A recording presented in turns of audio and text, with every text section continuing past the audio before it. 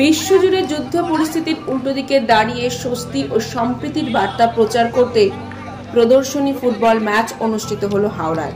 Young অ্যাসোসিয়েশনের হাওড়ার উদ্যোগে রবিবার বিকেলে লালকুঠি ভাতৃসংঘের মাঠে অনুষ্ঠিত হয় এই ফুটবল ম্যাচ। প্রয়াত ফুটবলার দিয়েগো মারাদোনা এবং সক্রেটিসের নাম ভাগ হয়ে যাওয়া দুই দলের মধ্যে খেলাটি অনুষ্ঠিত হয়। বর্ষার মাঠে শান্তি সম্প্রীতির বার্তা নিয়ে প্রথমে সাদা ফাগ ওড়ানো হয়, তারপর দুর্ঘটনায় প্রয়াত পর্তুগিজ ফুটবলার দিয়েগো জোটাকে স্মরণ করে দুই দলের ফুটবলাররা নীরবতা পালন করেন। দুই দলের খেলার মধ্যে ছিল টান টান উত্তেজনার পরশ। বৃষ্টিস্নাত পরিবেশে খেলা শুরুর 10 মিনিটের মধ্যেই চয়ন আনোয়ারের গোলে এগিয়ে যায় সক্রেটিসের নামাঙ্কিত দল। মিনিট 5 মধ্যেই চয়নের পাস ধরে আরও একটি গোল করে দলকে এগিয়ে দেন নীল। প্রথমার্ধের শেষ সময়ে প্রায় 20 গজ দূর থেকে ফ্রিকিকে গোল করে মারাদোনার নামাঙ্কিত দলকে সমতায় ফেরান অভিজিৎ দাস।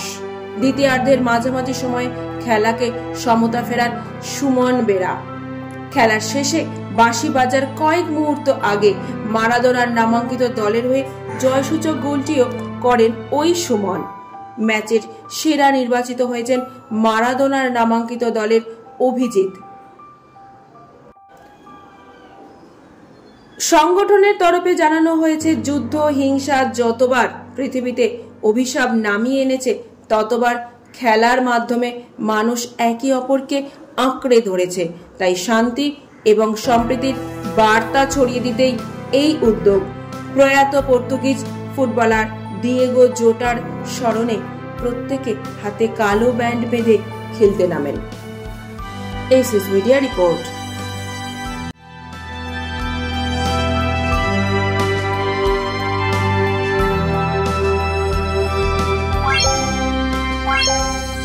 Bye.